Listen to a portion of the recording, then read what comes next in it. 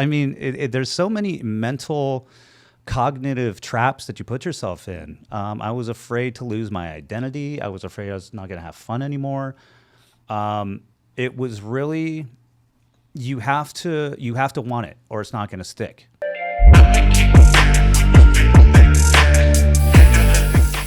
Guys, welcome back to the #1 mental health and addiction podcast, the Hopeaholics. I am your girl, Natalie Eva Marie, and these are my boys. I'm Chad. Hi, I'm Shane. Make sure you guys like, subscribe, and follow us on our socials and wherever you get your podcasts. Got a new episode dropping every Monday and Thursday. Please come check it out. This episode is brought to you by the Infinity Group.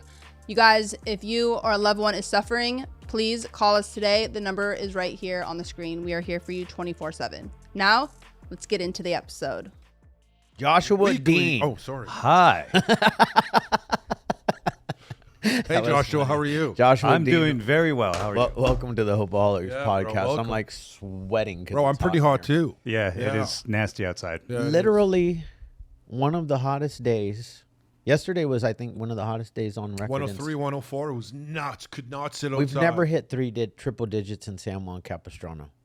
Oh, Ever. Wow. Like 95, 96 is tops. Yeah, I'm in Long Beach, and I wanted to punch the sun in the face. It was just terrible.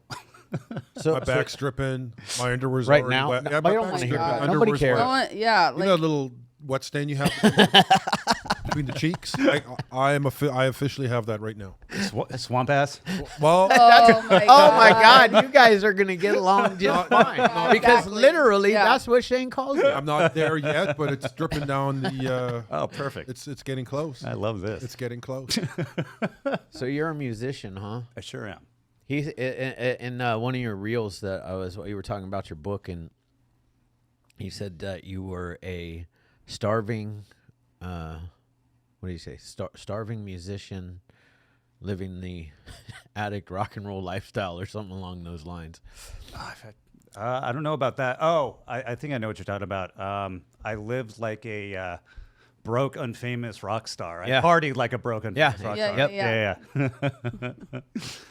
So yeah, that was This is the book. Last Call Stupid. Last Call Stupid. When did it come out?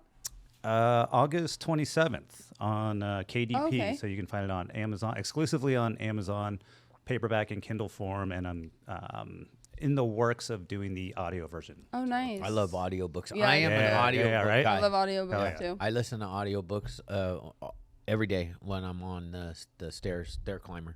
Oh yeah, that's a great way to do it. Or driving, Driving. Oh, totally. Just put it on. You got to maximize your time. You Yes. have to find those moments to utilize every second of the day. You know? I agree. I agree too. I listen to them when I'm like, putting my makeup on or getting dressed in the morning. Perfect. It's like a perfect. And I don't want to take away from musicians because you guys are important too, right? No, thanks. Music is important. Yeah. But I have toned my music down so that I can get more learning stuff. You know what I think it means? That we're getting old. Yeah. Yeah, because next thing you know, I'm going to be listening to talk radio like my dad. There's nothing wrong with that. You find balance because you can only handle so much music, especially like I drive for a living. I drive a freaking semi truck.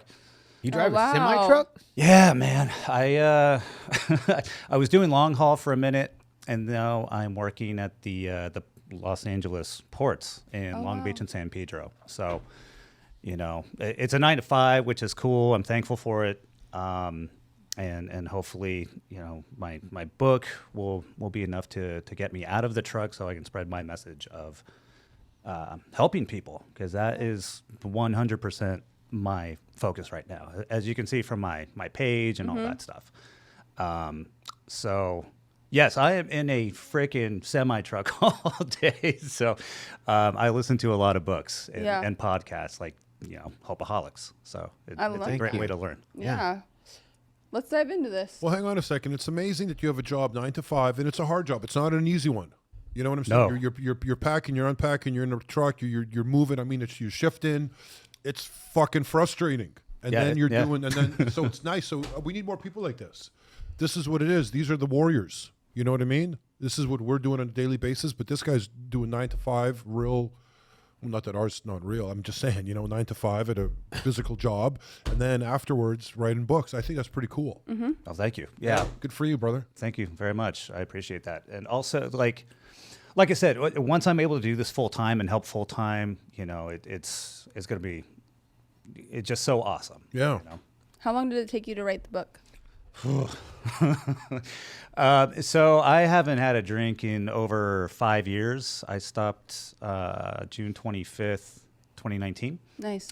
And I had the idea for the book because nothing resonated with me. I know you guys are 12-steppers, and there are good lessons in that, but it didn't work for me. Did you go to rehab? No, I didn't do anything. I had a bunch of DUIs, so I'm gonna rip the microphone off this cord. So I've been to meetings and I've seen the process, and it just didn't sit well with me. Yeah. The I'm powerless message, that's not okay with me. And I believe it gives some people, not all, an excuse to behave badly. Like, oh, I fucked up, so because I'm powerless over it. Things like that. And it's not everybody does that. And I don't want to demonize it. There are valuable lessons to extract from the 12-step. But it's a little antiquated, AA coming to light in the 1930s. That's a time when doctors were still endorsing cigarettes, Right. And Bill Wilson famously did LSD as part of his enlightenment journey, if you want to read about that. And there's no standard way to address your addictions, like universally. There's no umbrella thing that is going to work for everybody, and that is the sole reason I wrote that book. And AA has a 8 to 12% success rate. I think it might be less than that. Yeah, and if you had a debilitating disease, or even like something that was bugging you, and you were searching for doctors, you would not go to one that had an 8 to 12% success rate using tools from the 1930s. But it also does, just to counter, it also does say it's 100% effective if you work it to what is suggested.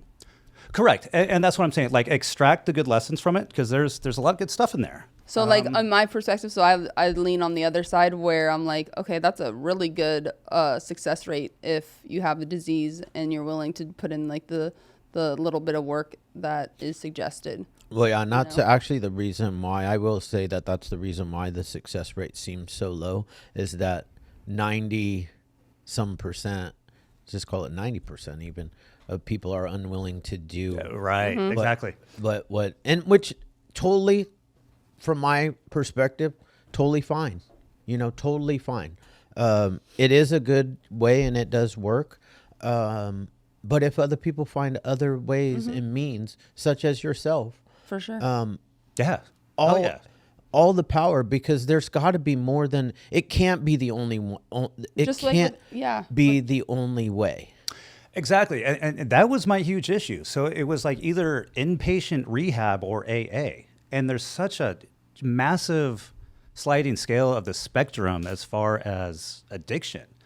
And people need to be aware of that, because I think it scares a lot of people off, because people don't want, well, I'm not an alcoholic, I'm not this, so I'm not going to seek help, even though they have a problematic drinking problem. They don't want to be demonized as an alcoholic or things like that. So those are the things that need to be addressed. And I didn't have a trivial problem. I was a daily drinker for 20 years, almost killed myself a couple times. Let me ask you a question back on the alcoholism part. Do you think, though, that people are unwilling to accept the fact that they're an alcoholic because there's such a stigma behind being an alcoholic? Absolutely. So even whether you're a stage 1 alcoholic or a stage 4 alcoholic that drinks every day and actually needs a medical detox to get off. Right. There's different stages of alcoholism, right? And if you continue, it progresses. If you're at stage 1, eventually you will end up as a stage 4 alcoholic. Yeah. But my question back was this: do you think it's the stigma? You said yes. I agree. We don't think that same way about cancer. Exactly. Exactly. Like, you have cancer. No, I don't. No, I don't. Right.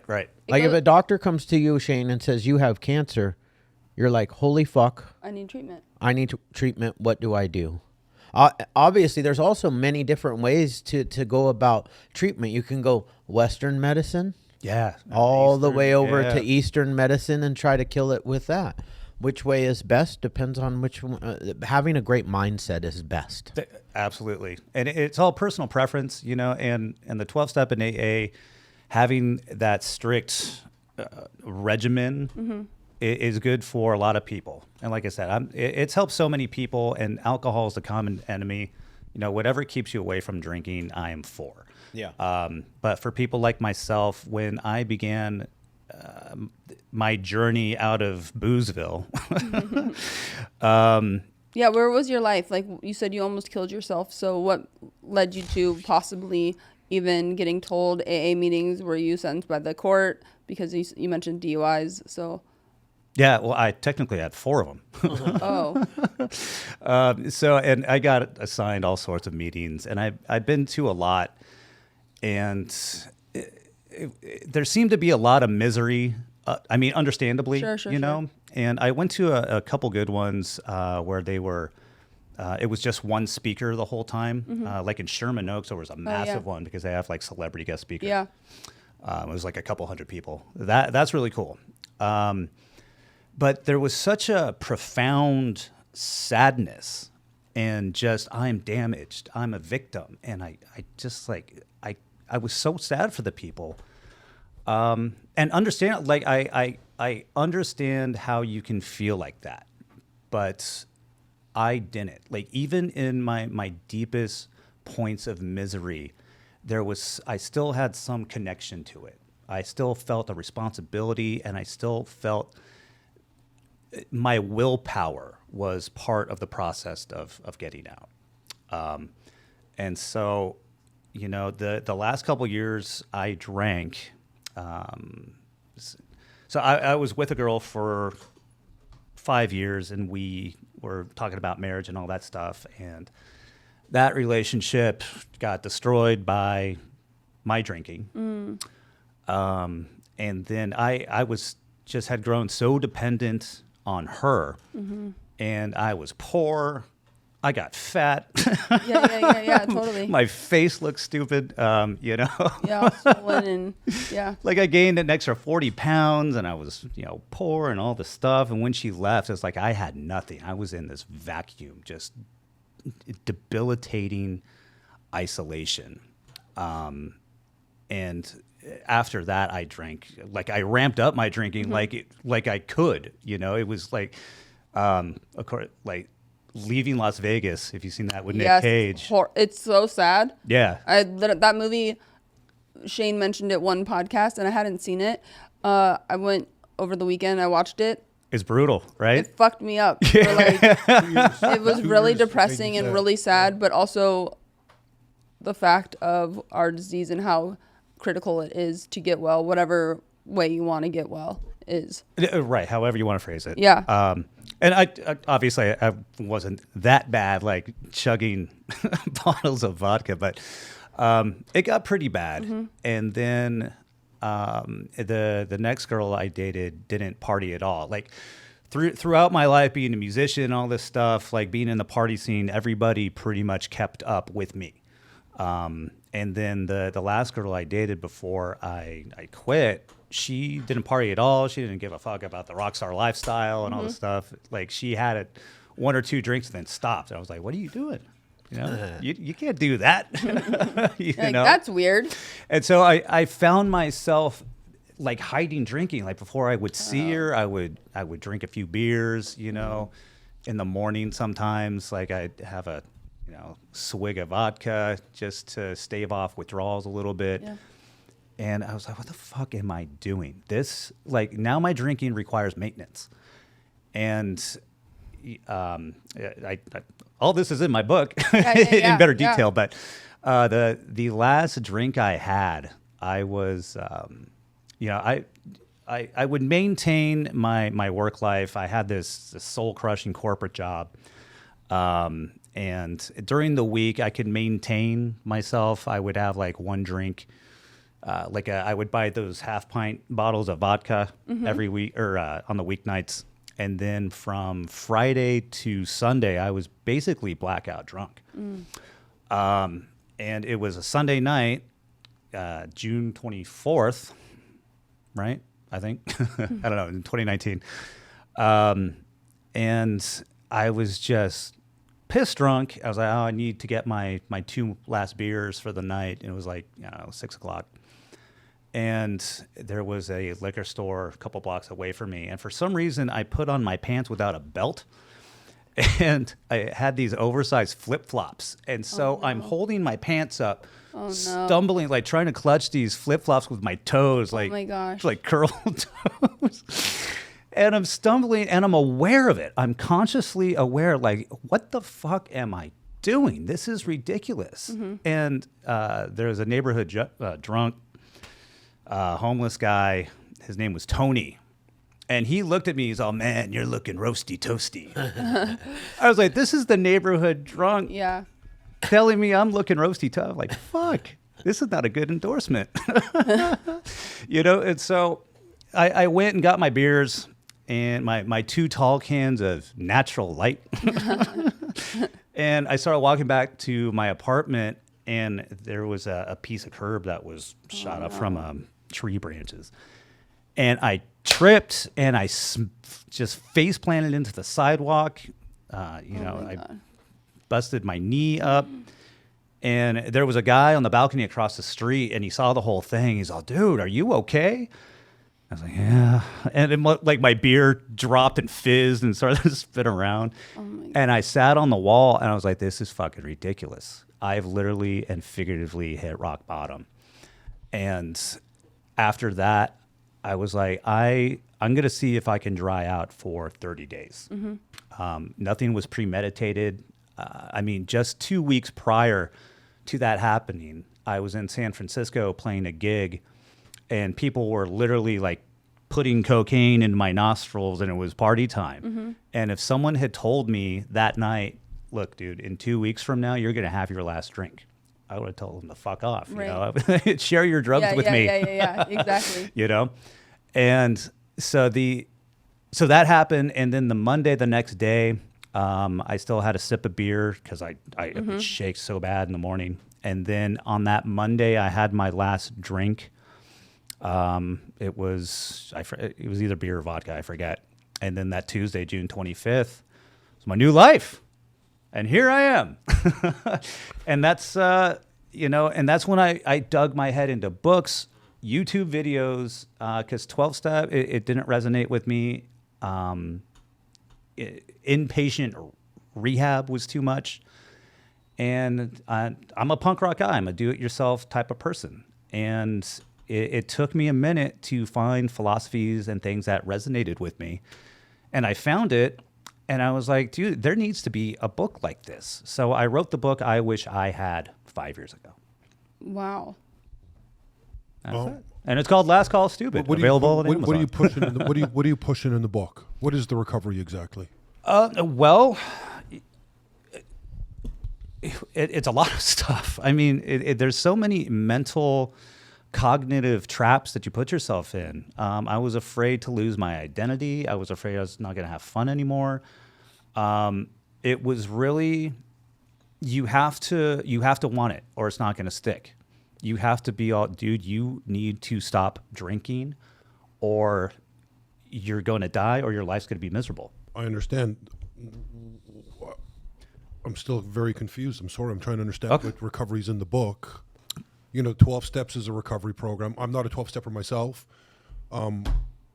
So I telling people you got to quit, stupid. I get it. Don't get me wrong. I'm all for it. I'm just wondering what is in the book. What did you do? Exercise, food? Everything. So yeah, I explain every detail that I did. So the first thing, the boredom. The boredom will get you. When you first stop drinking, you have to make sure you have something to do. I was the first week. For sure. The first weekend I didn't have drinking. I was like, Yeah, because you're left with your own thoughts. This is like a year long. How much time is a weekend? You know? What do you think made you have that change, like that psychic change of like, I'm done, and then going forward on that Tuesday, you decided to just like dive into literature and videos and kind of consume yourself, I'm assuming, with other, whether it's doctors, psychologists, or other kind of philosophies on whether it's stoicism or the brain, or the neuroplasticity that's happening and that's going on in here our cognitive function. What do you think made that switch for you to kind of dig your heels in, and instead of going to like rehab or treatment or doing the typical kind of AA thing, to just kind of devour the, I guess, knowledge? Well, like I said, I'm a punk rock type of guy. I wanted to do it myself to see if I could do it first. Even in when I was in the trenches of drinking in my 20s, I always knew it was bad for me, and I would write songs addressing it. Like, I knew it was killing me. So you're very much self-aware. Oh, yeah. Than probably the typical addict or alcoholic, because usually a lot of people are in denial. And I think, too, with the disease, Chad mentioned, like, cancer. I think why the stigma is so out there is because you can see cancer. Like, you get diagnosed by a doctor, where alcoholism and addiction, it's very, you can't like show an x-ray, except obviously if you're actual internally, you're, by that time you have cirrhosis. So I think that's why it's hard for people to understand that it is a disease and somebody needs to get well, right, like, PTSD, depression, anxiety, like all those things, they're not mappable with x-rays, but obviously they're cognitive issues that are debilitating and can kill you. So I knew it was killing me the whole time. And I can't speak for everybody. I can only speak for myself. Right. It got to the point, was like, what am I doing? And that last girl that I dated, like I said, it really put a mirror up to my problems. And when we broke up, she's all, I don't think you can stop drinking. And I was like, fuck, like, and I don't know if it's my competitive nature or what, but, and like I said, I didn't set out to quit drinking. I had in my head, I'm going to see if I can dry out for 30 days. And after I made it past 2 weeks, I knew I wasn't going back. And to your point, excuse me, waking up early, keeping busy, exercise, diet, reading, all of these things kept my mind and my hands busy, diving more into music, video games, like anything. I know that I wouldn't recommend that, but anything to keep my mind off drinking is what I did. Yeah. And I explain it step by step, and then I give my 2 cents on things I would recommend checking out, like different philosophies. Like you said, Eastern philosophy is very much more cognitive and spiritual. Spiritual has a, that's kind of a loaded word, but just the Latin definition just means spirit, like breath or life. So you don't have to attach any sort of dogma to the word spirituality. And these things were profoundly beneficial and empowering, and that's what helped me. So do you have like a daily regimen that you do to maintain your sobriety? I don't even think about it anymore. And that's the thing too. Like, and I think people are so afraid of losing their identity, and like the whole idea of perpetual recovery, because I don't have that. I can actually I have wine in my refrigerator right now for guests. I don't think about it. I never have. They talk about you in the big book. They talk about you in the big book. Yeah. They talk about me in the big book. Okay. And what does that mean? Their hats are off to people like you and I. Oh, okay. Yeah. Well, but you don't drink anymore. No, absolutely not. You don't do drugs anymore? His hats aren't off to him. Hats aren't off to him. No. Somebody that could actually... You're right. Yeah. He's just saying that he doesn't have the force, alcohol doesn't have that hold on him it used to. But hats are off to you Yeah. anyways. Yeah. I mean, I agree with it. With you know that. what I was trying to say. Yeah, I do know what you were trying to say. Hats are off to you because, like, here's the thing. This is, and I like that you use the word spirituality. Sometimes, like, even that word, for some reason, It's scares. it's still, I had a problem with it too. Because being religion definitely has a this exactly. thing to it for sure, and but spirituality could be so much. Exactly. Exactly. Anything that like can help you be a better person, right? Because you uplift you. Because what happens is we beat ourselves down and we lose and we lose and we lose. And when we get sober, like if you tell yourself, I'm not going to drink tomorrow because, man, I fucked up yesterday or today. Right. And then you wake up tomorrow and you drink, you just stacked a freaking loss against yourself. And then you start stacking these wins. Yeah. Right. And you start doing better by helping people. Helping people is actually a spiritual act, right? Where absolutely our purpose on this planet is to help another person. Exactly. It does release the chemicals in your brain of the serotonin, the dopamine, and everything that we do. Like we get released when we exercise, and work out. Exactly. When you're of service and you get out of yourself and you actually help somebody else, it does release those that we're searching for when we take a drink or a drug as well. Sustainable dopamine. And that's what I write about in my book too. Andrew Huberman. Yeah, he's fantastic. Phenomenal. Love his podcasts. So good. Like, so sources like that, Sam Harris, there are so many people that you wouldn't necessarily connect to like sobriety or getting better, but overall well-being. Exactly. And that's the thing about it. But my whole thing is like, you don't have to be miserable. I want people to see the joy in my heart and the profound, like I don't think about it anymore. Like wanting a drink is not even a thing in my head. Cause it's scorched earth. It's just a source of darkness when I think about it. And there is zero chance I would go back to that swamp. Because it was debilitating and it was killing me and it was destroying everything. And I want to make it clear that I did not have a trivial problem. It was a 20-year thing that I walked away from by myself and never looked back. And I can laugh at my misery. I'm not going to laugh at anybody else's, but this is how I come to terms with it. So I can laugh at my profound sadness sometimes. But that's how I get over it. And I want people to know, like, on the other side of this wretched problem and the wretched place that you're stuck in, you don't have to be a daily problematic drinker to want to stop drinking. It diminishes the quality of your life. Like, alcohol has zero redeeming quality to it. One of the big things is it destroys your sleep, even a glass of wine at night. And if you're not sleeping well, you're not doing anything well. Yeah. And that just keeps you in a perpetual loop of just, and you become complacent in mediocrity. Mm-hmm. And it's bullshit. Don't do it. Mm-hmm. and escape it. Like, look at the smile on my freaking face. Like, this is where you can get to. You can have a laugh about it. You can transcend it. You can be strong. You can be empowered and come out just roses.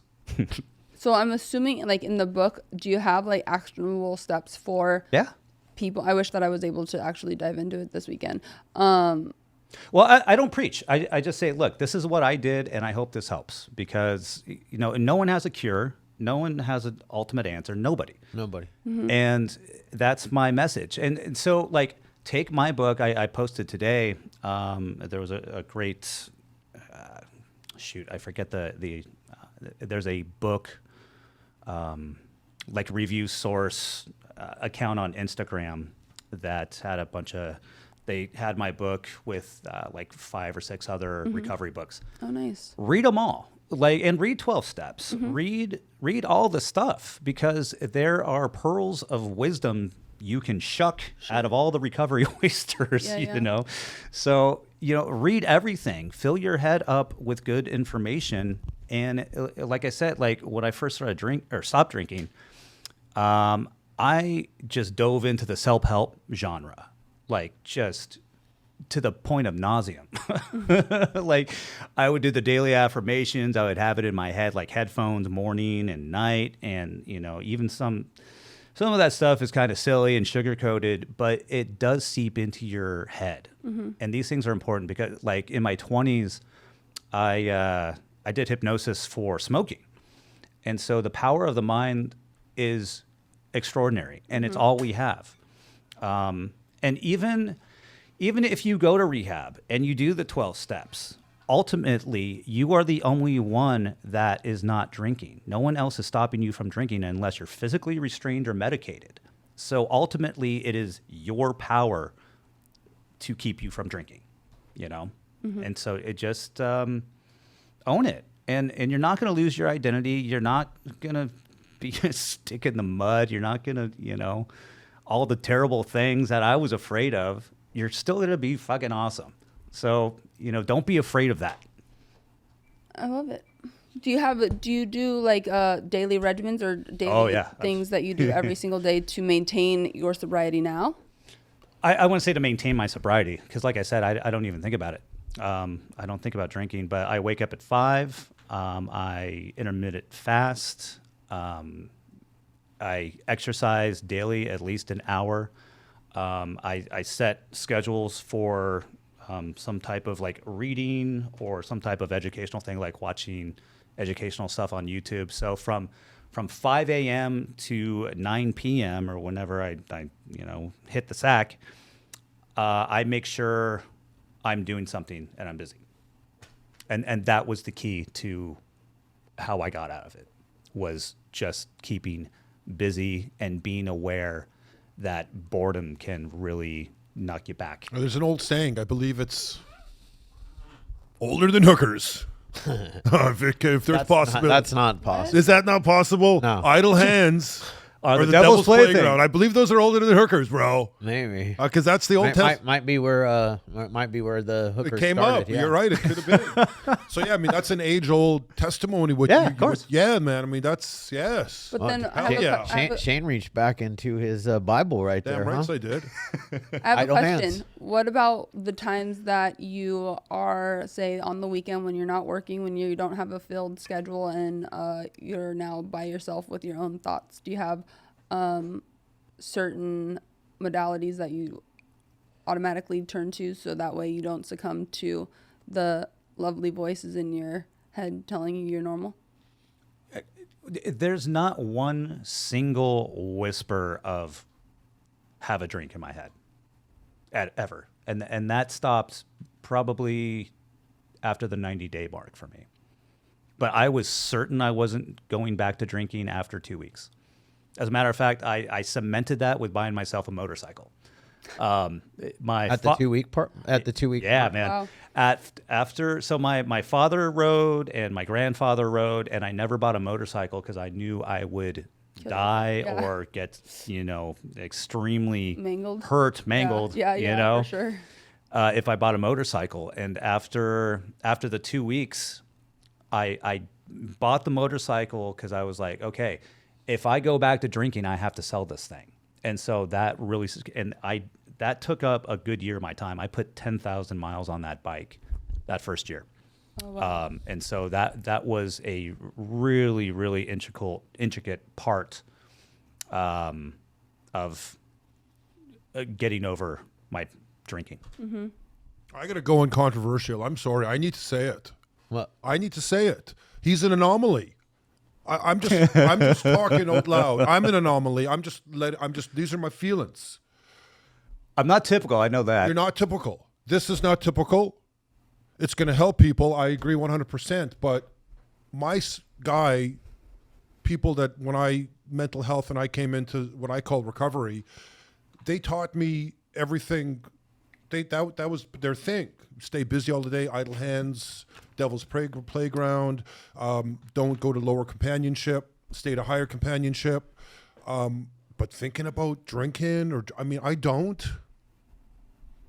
I just don't. But I mean, like I said, I know that I'm you know what I'm saying? You know what I'm trying to say?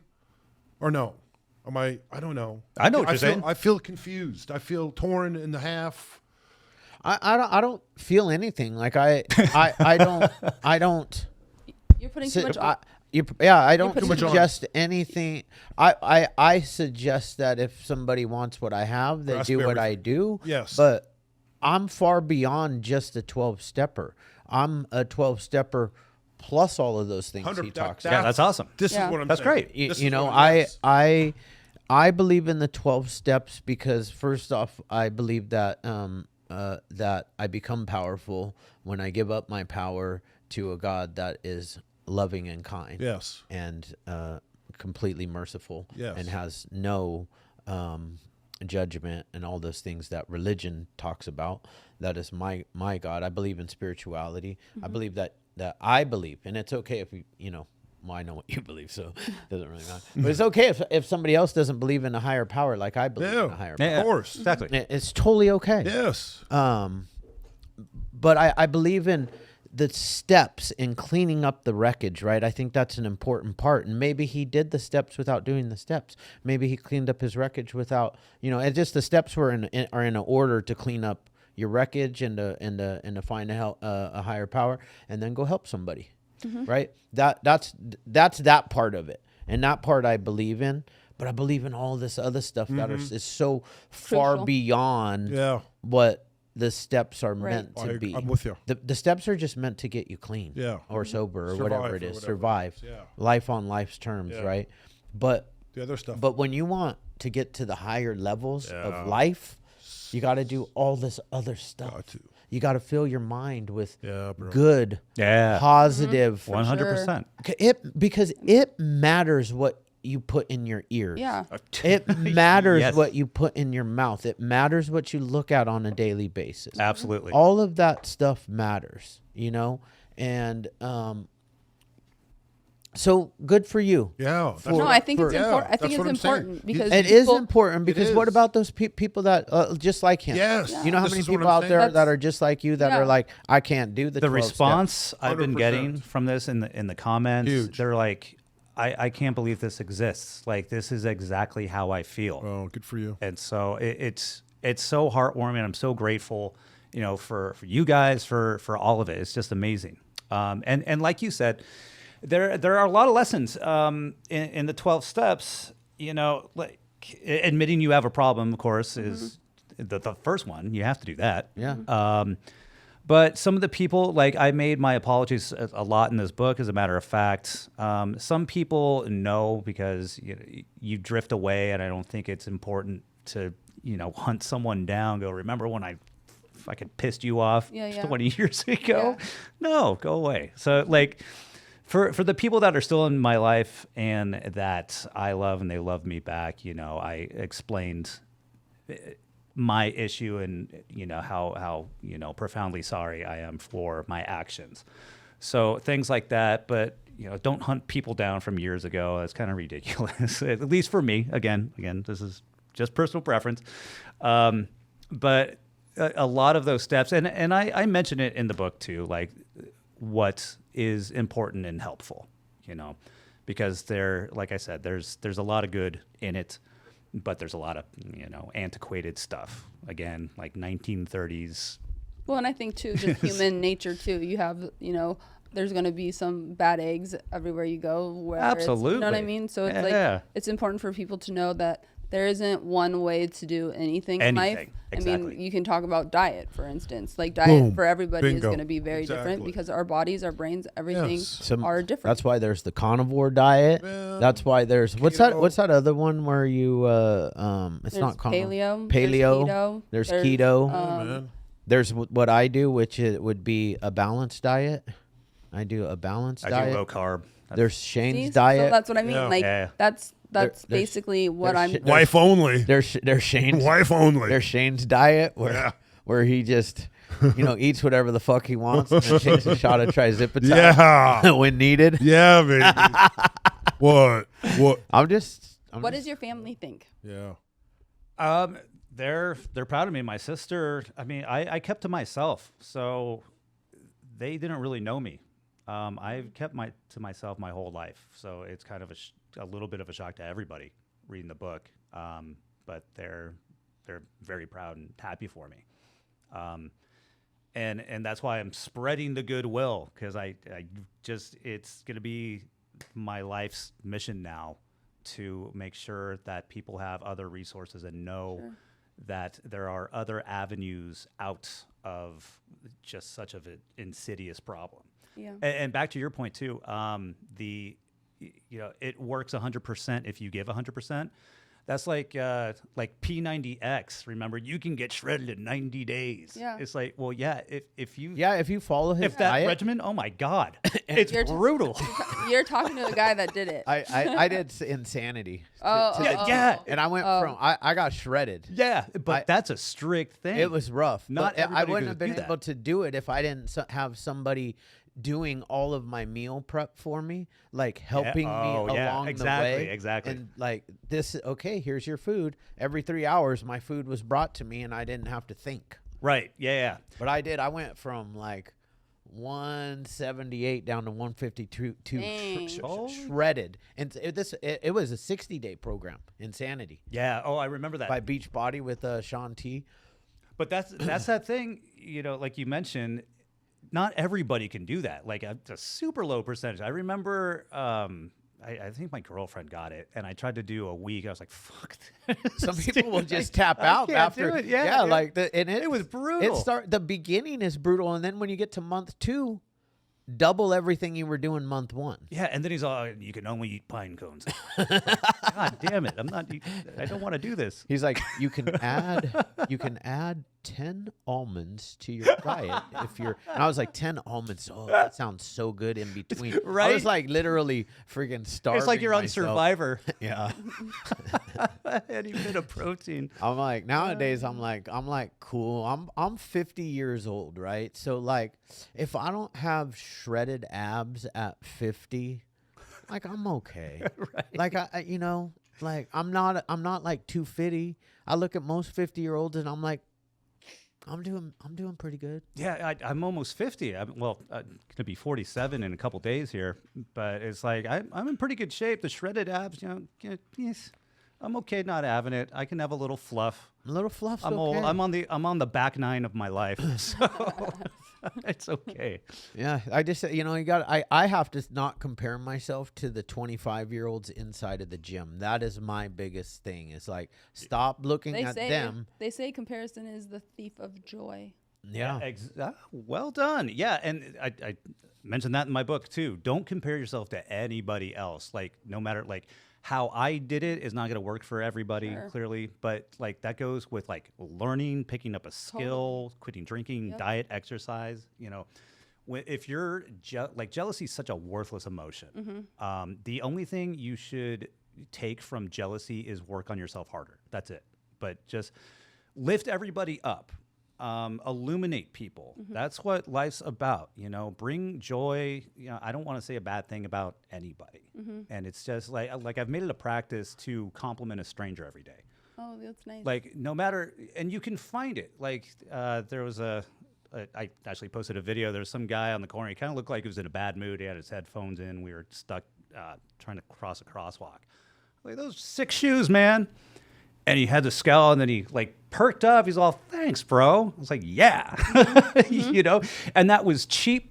It was free. Yeah. And hopefully that put him in better spirits, and then that had a ripple effect, and he perpetuated that good vibe, and that's how it's done, and it can happen. It's snowball effects. So that's my thing.